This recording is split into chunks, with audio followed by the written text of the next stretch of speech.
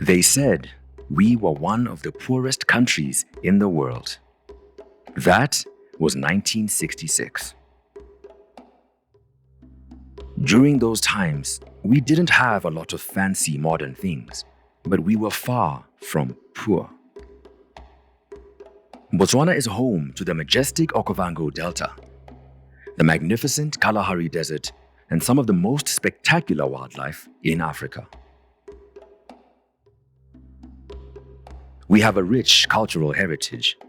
What we lacked in material wealth, we made up for with our values. We call it Botho.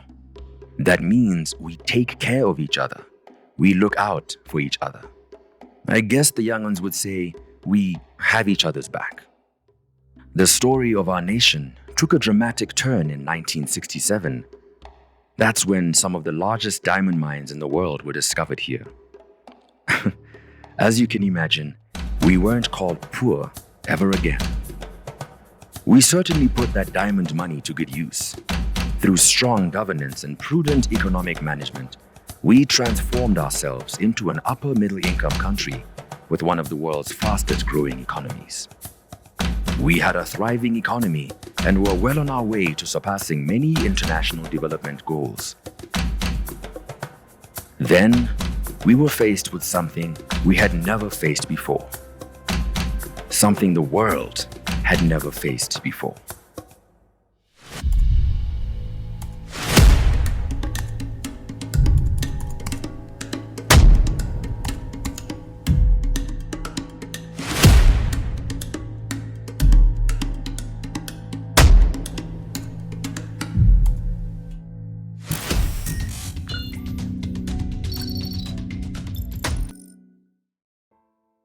When we first heard about this new virus that was spreading like wildfire, we were nervous, all right.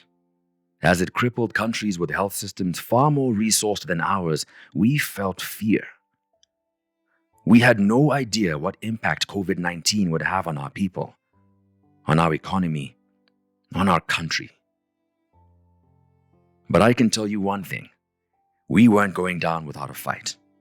Ngwaga wa 2020 go ne go se motlhogo ha bolwetse jo bo simologa. When COVID-19 initially broke out, specifically in China, there was a commotion around the world. The question being, there is this new infection. We don't know what it is. It seems to be affecting the lungs and killing people in high numbers. The whole world was shocked by this new discovery of the coronavirus. Botswana, like many others, did not know much about this new virus. So at the time, the Ministry of Health, which was the primary ministry tasked with the healthcare of Botswana, looked at different partners, looked at different ways of preparing while the pandemic was unfolding. Well before the virus crossed our borders, the President of Botswana, His Excellency Dr. Mokgweetsi Eric Kabetswe Masisi, established a presidential task force to provide strategic direction in response to COVID-19. A decision was then reached at the highest level of government that this needs to be a whole government approach. So the discussion surrounding a national response started around then, elevating this from a ministerial level to a national level that will now be led at the highest office by His Excellency the President of the Republic of Botswana. We didn't know what lay ahead, but fortunately, our brightest and best were there to lead our response. It was quite important for us to prepare ourselves in the eventuality that we may face a case of COVID-19 in the country. We therefore ensured that as a sector, the Ministry of Health, through a coordination system that we call the Incident Management System, we ensured that there was a dedicated team that was meant to coordinate this new health emergency that WHO had declared as a pandemic back in 2020. When the pandemic started, what we did as a ministry was first to develop a risk communication and community engagement strategy. This was to enable us to be able to educate the public and to engage with the public and to interact with them and to seek guidance and support. This strategy had 5 pillars. The first one was advocacy. And then there was community mobilization. There was public education. There was psychosocial support and monitoring and evaluation. We were on high alert. We watched as the virus spread around the world. We knew it was coming. The anxiety and fear across the country intensified. When it arrived in South Africa, it was at our doorstep. It was only a matter of time. We began closing borders and watched helplessly as the virus started claiming lives in our neighboring countries. We didn't know how it was going to be in Botswana. We started to then come up with a plan to slow down the infection. First, contain and slow it down, because it was very clear that no country can keep it out completely unless if that country is completely an island and has stopped all contact with the whole of the world. When that first case of COVID-19 was detected in Botswana, we sprang into action. A national state of emergency was declared and we put the entire country in lockdown. On the 11th of March 2020, the World Health Organization, WHO, declared COVID-19 outbreak as a global pandemic. Since then, we have seen the devastating effects of this pandemic worldwide. Last night, Botswana confirmed with regret 3 cases of the COVID-19 virus. I have been monitoring closely the situation with keen interest, and it has become apparent that urgent and necessary steps need to be taken to protect our country and its people from this deadly virus. The threat to Botswana has escalated considerably in view of the fact that our neighboring countries have seen a rapid rise in confirmed cases, some of which have resulted in fatalities. Therefore, after consultations with relevant stakeholders, it has become clear to me that it is necessary to declare a state of public emergency for the purposes of taking appropriate and stringent measures to address the risks posed by the COVID-19 pandemic. When we started, the objective was to prevent the virus from entering the country, and we did a lot of work at ports of entry. But as time progressed, we started having cluster transmission where we had positive cases but not imported. Every case which is positive, we had to contact trace, and then we got the numbers which we quarantined, and we took care of those in terms of expenses. Remember, at this time, there were no vaccines, but there were a few countries that were already investigating vaccine products around mid-2020. And we started engaging with some of these countries, specifically the United States of America, around that time, around June 2020, in preparation of whether we will ever get vaccines. Life, as we knew it, was gone. We needed permits to leave our homes. Businesses stopped. Our streets were empty. There was mental anguish and economic hardship. Some were unable to provide for their families. The lockdowns took a toll on our people and our economy. But that was the sort of bold action needed to keep the virus at bay. This was not an easy moment. It was very difficult for both the healthcare workers, health facilities, and also for the country. Health workers were working throughout. Apart from the mental and physical exhaustion of health workers, we even lost some health workers along the way. May their souls rest in peace. We found that COVID-19 really affected the health sector in terms of offering routine health services. We ended up just offering emergency services, and we even limited the number of people who could visit our patients who were admitted in hospital. This made it very difficult in a time that was already difficult for people who were losing their loved ones. Along with the rest of the world, we looked anxiously to the scientific community for a solution.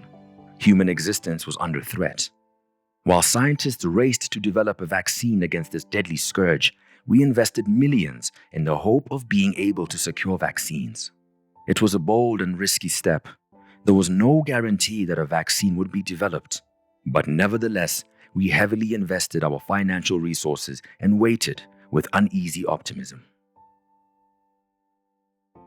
Go ne go se motlhofo ka gore nako e neng re simolola re netefatsa gone gore re beeletse koo ne re beeletsa mo ope a rwanana le tshologelo ya gore mme go tlatla ka gore go ne go sena melemo ka nako ya teng ne re utlwa magatsa a tlhabologileng gore ba lekeletsa ole ba lekeletsa ole ba lekeletsa ole mme rona re le Botswana re le Africa ko re ne re ipala mme re sena yone tshologelo eo mme ka boeteledipele ja ga Tautona Mokgweetsi Masisi re ne ra nna le one tshologelo ya gore mme la ebile go ka tweng ha maina a bidiwa la rona le tla nna teng. In terms of the acquisition of vaccines, government decided on 3 levels of acquiring these vaccines.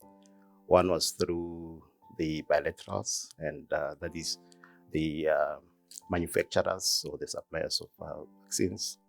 The other was through the donations, and the other key one was through a global and regional platform. Ga go logala gore ga theko ya melemo e simologa e ne e itebagantse segolobogolo le mebuso no sa letlelele gore o ka reka go tlhakuring o le from a private company jalo jalo mme re na ya re ha ntse re tsweletse gape ra bona gore go beeletsa go COVAX go go neng re bone gore go ka renela palo e rileng ya melemo ga go a lekana ra go beeletsa gape mo lekalaneng le go teng AVAT le le neng le rulagantswe ke Lekgotla la Matshe a Afrika ra beeletsa palo e rileng ya melemo teng ne ra tswa ra kopa gape mo go ba re ka kopa mo go bone o tla gakologa gore the first consignment go tla mono e ne le ka bo go tswa go lehatsheng la India. We chose to use multiple vaccines. Not many countries did that.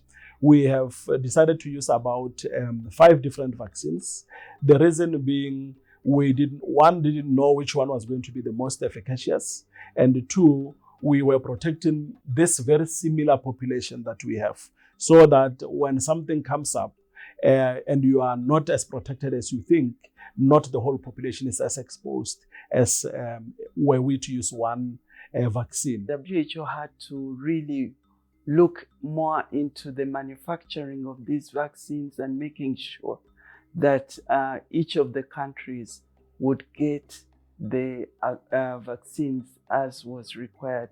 And as part of that, they established what we call the ACT accelerator. And under that pillar, that was where the COVAX facility was established, with Gavi really leading the way in making sure that additional vaccines are manufactured and brought to the member states. But together with the Gavi, also WHO was working with CEPI and UNICEF. UNICEF was the major distributor of all these vaccines. And of course, WHO working at country level, providing the technical assistance for the implementation of this particular pillar. COVAX was a platform, multi-partner platform that coordinated the supply, the availability of vaccines and the deployment of vaccines across the world. So UNICEF worked very closely with the Ministry of Health together with BOMRA and CMS to estimate the needs of vaccines that needed to be ordered. So funds were transferred from government to our headquarters and supply division to procure the vaccines. We've had to wait until most of the developed world was vaccinated to a certain degree. So it came and it hit us a bit bad in the sense that the vaccines came a little late. When we finally got them, they were not enough, and they came in small batches. And it was really a little bit of a chaotic situation that we found ourselves in. And of course, the pressure was there, which was quite reasonable, because we are all faced with a deadly pandemic. It had been a year since our first case of COVID-19, and let me tell you, it was not an easy year. We greeted that first consignment of vaccine with the pomp and circumstance it deserved. This was a historic milestone in our fight against COVID-19. It felt good to have something to cheer for, to know there was hope. The Ministry of Health team got together with the different partners to develop this national vaccination deployment plan way before we received vaccines in the country. Our vaccine strategy was also had some guiding principles. One, we needed again to follow the national COVID response by protecting lives and livelihoods, as we have done. And we would do that by strategically starting with those critical areas, starting with the lives first, and then factor in the livelihoods. By starting with the lives, we looked at the time, COVID was killing mainly those over the age of 50, more than those under the age of 50. So the decision was to start with those in the higher age brackets and then cascade all the way down. The second part was those who are highly exposed. These are people who are meeting, they may be younger, but come in contact with COVID much more readily than others. These are your healthcare workers. These are your security forces, military, police, and many others in the local communities. These are your truck drivers, for example, who were highly exposed because of what they do. So the strategy was to protect them first and then cascade your vaccination down. With the health of our nation on the line, we put planned development tasks on hold so we could bolster our health system and secure vaccines. So we spend a lot of money on that. The question is, all these resources, where did we get them from? The 2 billion state capital, which government put aside, it really did us good. Also, we opened a fund, a COVID-19 relief fund, where the private sector, development partners, the community, even individuals, deposited the money. Thankfully, our international allies were at our side during the battle. Several countries came to our rescue in the form of donating the vaccines. They shared what they had with us. We had India, for instance. We had Germany, France, the US, China, and South Africa. We also managed to get more donation from the manufacturers, for instance, Moderna and Pfizer. They were able to donate some of the doses that they had to us. Our specific support on the COVID-19 front includes training medical personnel, providing staff to support the vaccine rollout, developing national guidelines and standard operating procedures, constructing isolation clinics around the country, particularly in rural, remote areas, establishing COVID-19 testing sites, and lastly, assisting with data monitoring and strengthening lab data systems. As soon as the vaccines arrived, BOMRA, our medicines regulatory authority, got to work to ensure safety. The role of BOMRA in the vaccination program that was carried out by Ministry of Health is, yes, actually, it's actually in 3 streams. There is the assessment of the vaccine dossiers that came to BOMRA. The second one was the inspections of vaccine batches that came into the country. And the third one was in the safety monitoring of the vaccines once they've been inoculated. People have received the vaccine. We trained around about 1,500 healthcare professionals to educate the vaccinees about the importance of reporting safety information, adverse events, that's what we call them. To prepare our communities for vaccine rollout, we conducted surveys to gauge public perceptions and set up a national risk communication campaign, Arm Ready. A study was actually conducted where it showed that about 70% or so of people were ready to accept the vaccine. However, for us, it was not acceptable because we needed everyone to come on board. So we had this I'm Ready campaign. And through the campaign, again, we created awareness. There were radio interviews, there were jingles, there were TV and radio adverts, there were social media videos and interactions. We used influencers. Renowned influencers were able to reach out to people. And the second campaign that we had was Kenna Kiwena.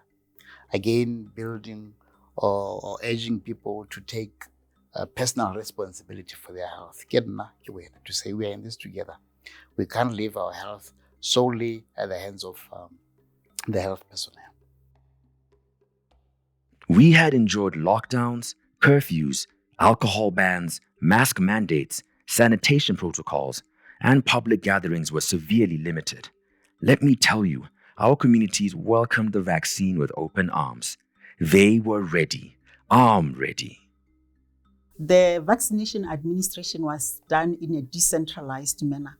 We had districts doing their own plans of when they're going to be vaccinating. We were not issuing directives from headquarters, and that gave them flexibility. If one district is ready and the others are not ready, that district could start. But it all really started with community leaders' engagement, because we know they have more influence on their people than we do. Our culture is diverse, and we have also various ethnic groups and also different religious beliefs.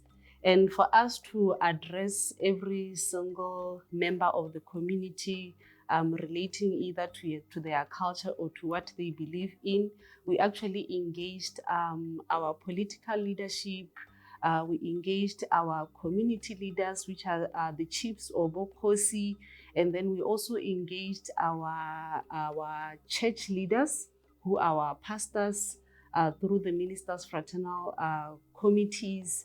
And then they also actually provided us with opportunities to reach out communities in those various platforms which attract people in masses, like in churches. We also managed to reach out to every single church by actually educating them on the importance of actually taking the vaccine and the benefit of actually taking the vaccines. Initially, we started with what we call the champions. Those were the community leaders. Bone ba tsamaisang lenaneo la mokento ba ile thulaganyo ya gore go kentwa mang leng jang. Ke letetse nako ya me gore e gorogile. Le lona ke le rotloetsa gore nako ya lona ga e tla le tseye mokento. Ne ke tlhaloganya ebile ke itse gore ha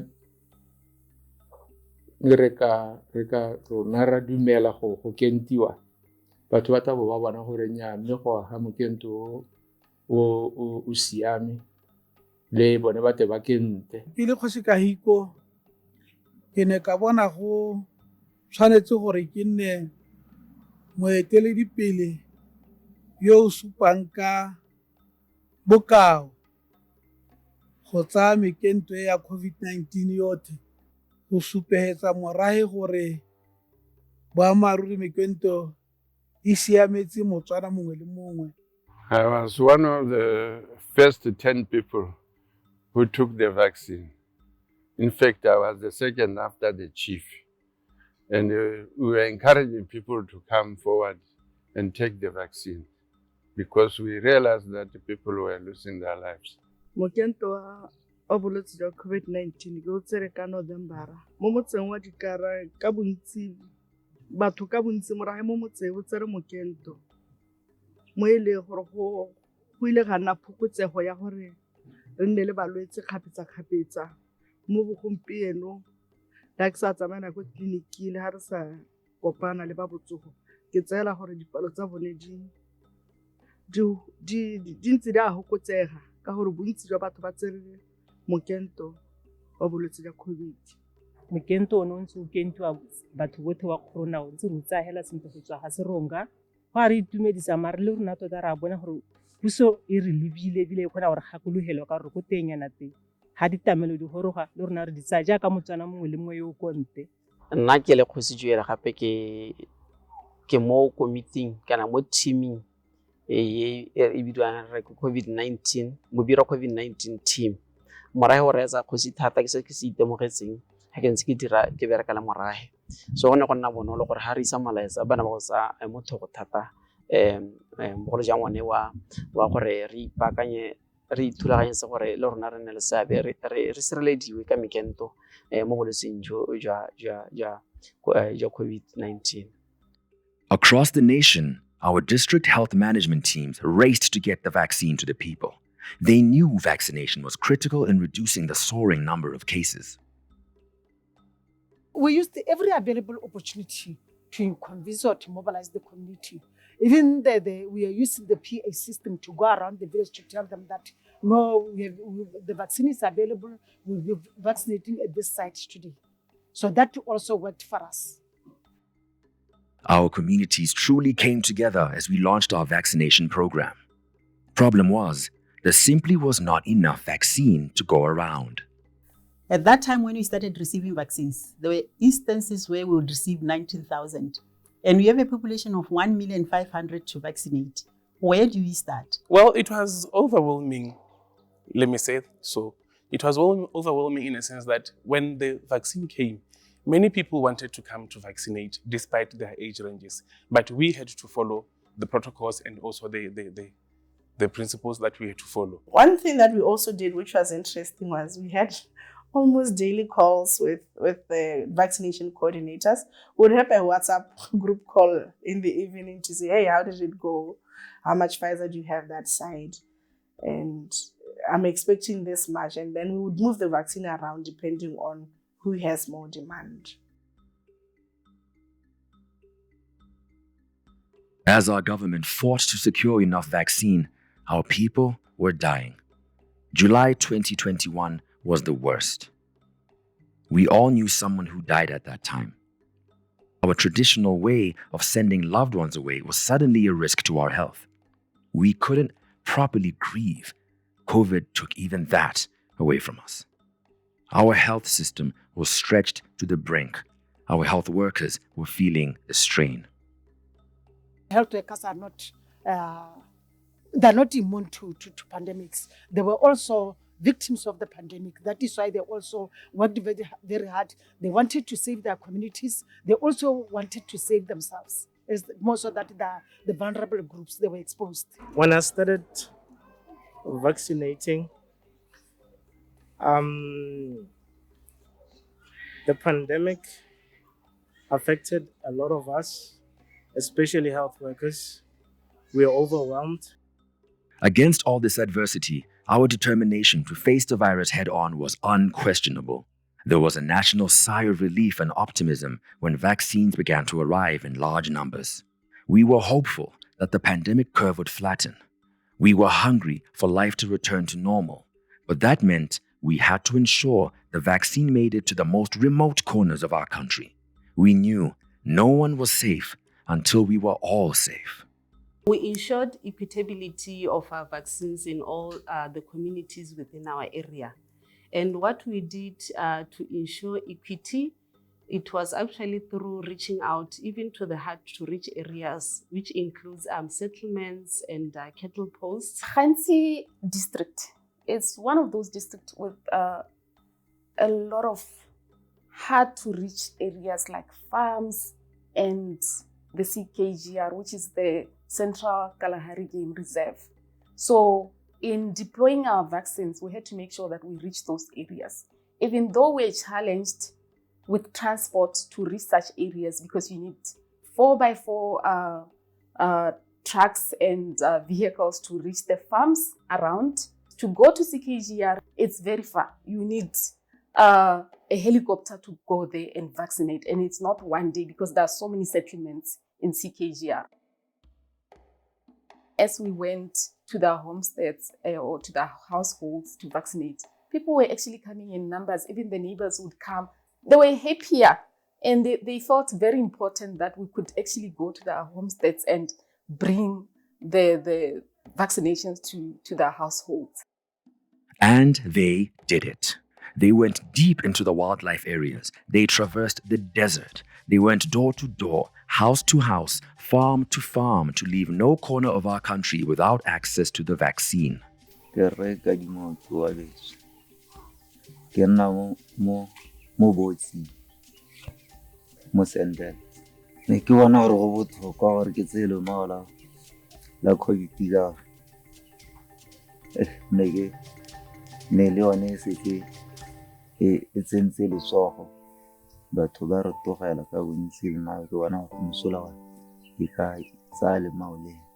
This vaccination outreach program is to give the services to people that are nomadic and are far scattered apart. Out here, there are satellite phones.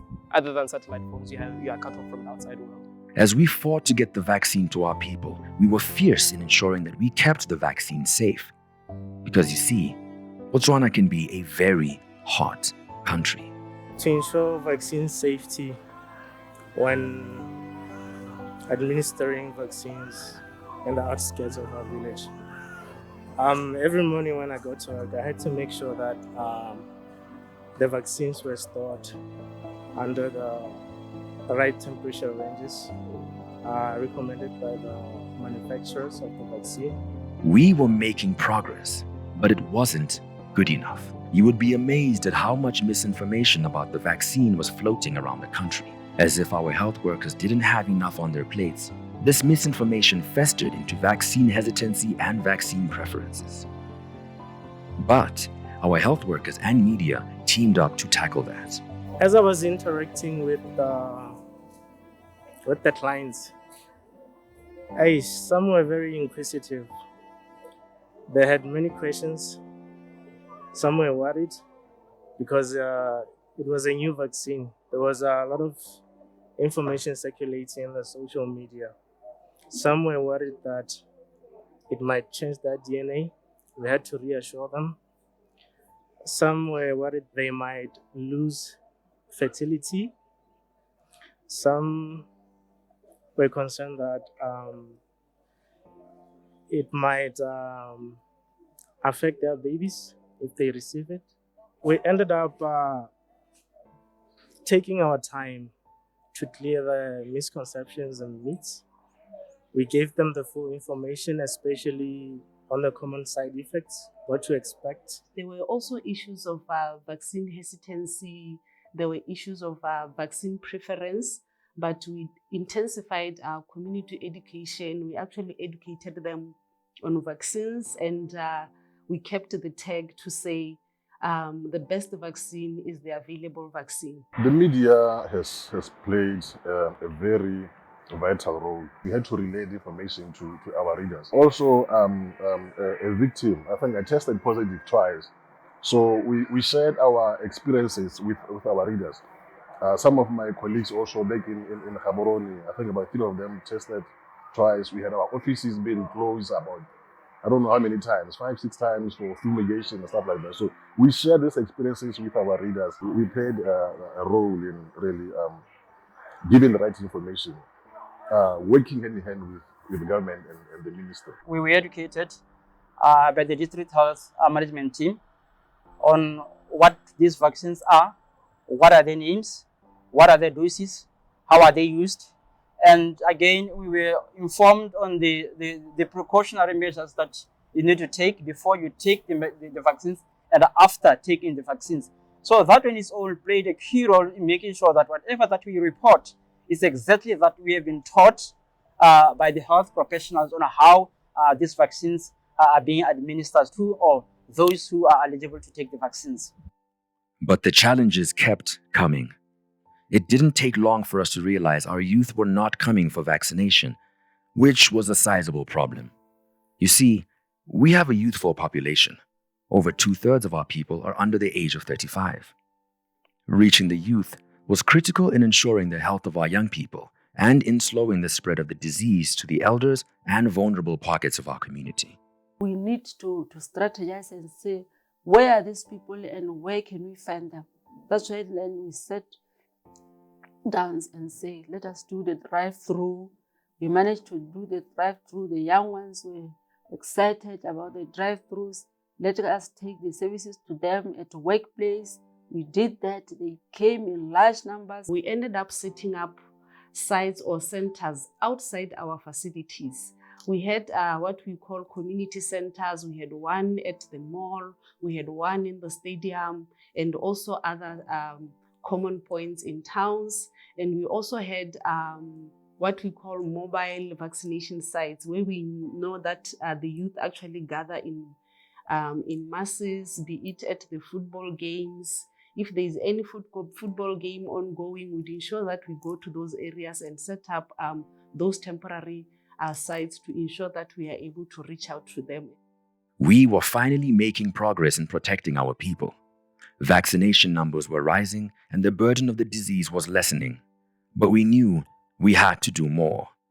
To truly protect our people, we needed to ensure that all people who enter our country had access to the vaccine. We set up vaccination sites at ports of entry into the country, and we even went as far as to cater for those who cross our borders illegally. 80% of our arrivals are coming from South Africa, traversing and going to Central Africa. As we started offering vaccine, they saw it as an opportunity for them to take vaccine so that they don't end up being tested every time they enter the country. The vaccination for Botswana is good. Like it's helped us as drivers. Even now, when we tested the corona, we see that the corona is a little bit down. That we see that this vaccination is working. Actually, it's very good. Although I vaccinated in South Africa, but it's very good for my other fellow truck drivers because we reduce time, everything. We get it here at the border post.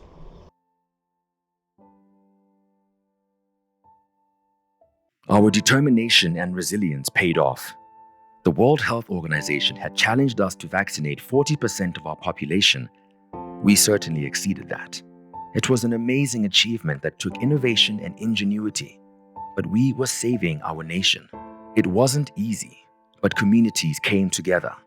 Partnerships, collaborations, and the spirit of unity, what we call Botho, were at the heart of this impressive feat. We had partners who will go all the way out. I always give an example of the drive-through we had, where we had our partners from the public sector, from the private sector, civil society, development partners, using their resources to make sure that this nation succeeds in vaccination.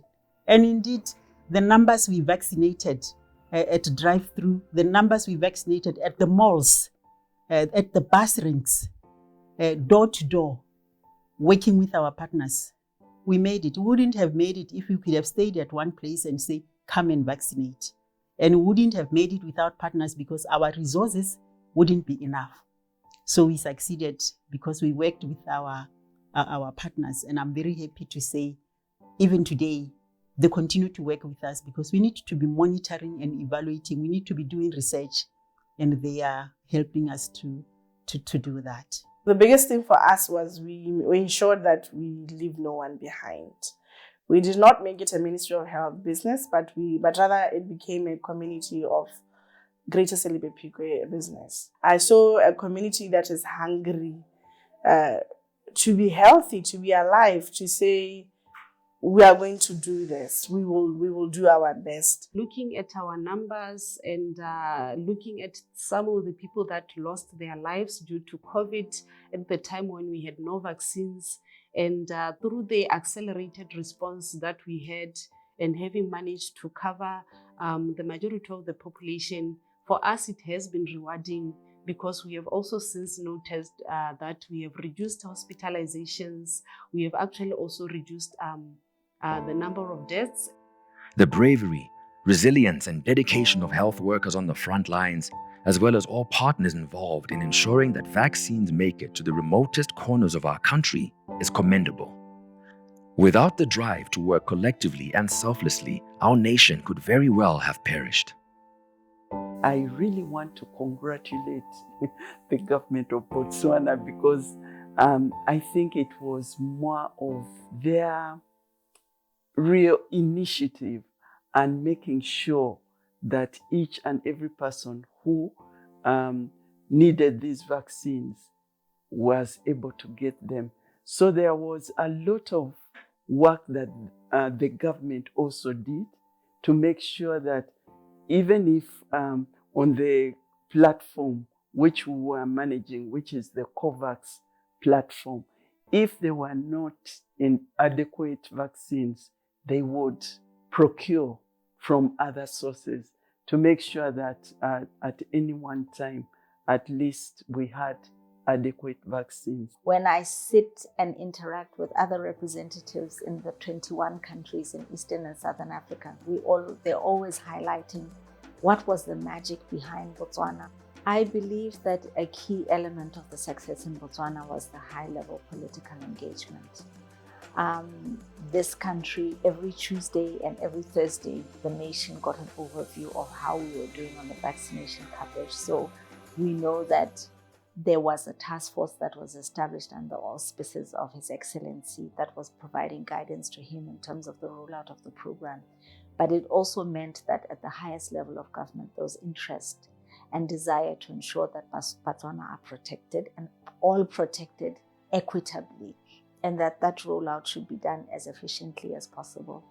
I believe that the experience that Botswana had in handling the HIV epidemic was also a key motivator to ensure that people would say, never and never again are we going to lose lives that we don't need to lose. We saw Botswana coming from all walks of life, offering services for free, sometimes developing systems. For example, the one that we used initially to control movement was a young Botswana software engineer who gave it to the government for free to help with this response. Our team worked and they did their best. We did our best. We saved our community. That is something that somebody can be proud of.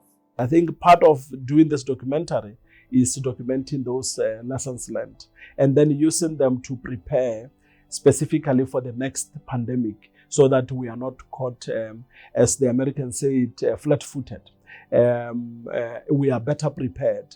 So one of the discussions has been we need a long-term team that is always on the ground to deal with any disaster and pandemic that will come our way. Gore be re kgonne phitlhelo se tsotlhe tse sengwe se neng re se bua e ne ile gore ga se ka bokgoni jwa rona e ne ile ka sedikwa ke ntjapedi re ne re tshwerile Batswana rotlhe. It was all hands on the deck. Go ne go sena ope o na emetse go tlhapuri ne go sena nna ga dinkae o di khantsa botsogo e re ntswa re ne re le di force re le baetele dipele ba gomo mme ga ke batle go tsaya go tlotlomadiwa ga teng ke le nosi go tlotlomadiwa mo ke ga Batswana ke bone ba henyi poko tsotlhe tse re di neelwang ke tsa Batswana ebile di ba tshwanetse ka gore we pull together. While life has gradually begun to return to normal, the fight against COVID-19 is far from over. The burden of the virus continues to touch our lives. Our government is steadfast in its commitment to the battle. In 2022, the largest share of our national budget was dedicated to the Ministry of Health, and we continue to be vigilant in monitoring the virus, ready to react as needed to protect our people. As we look back over all we have accomplished, we see this crisis as a catalyst for positive change. The lessons that continue to be learned battling COVID-19 will surely prove to be resourceful in the future. The sacrifices and losses experienced due to COVID-19 only serve as a motivation to soldier on towards a better future.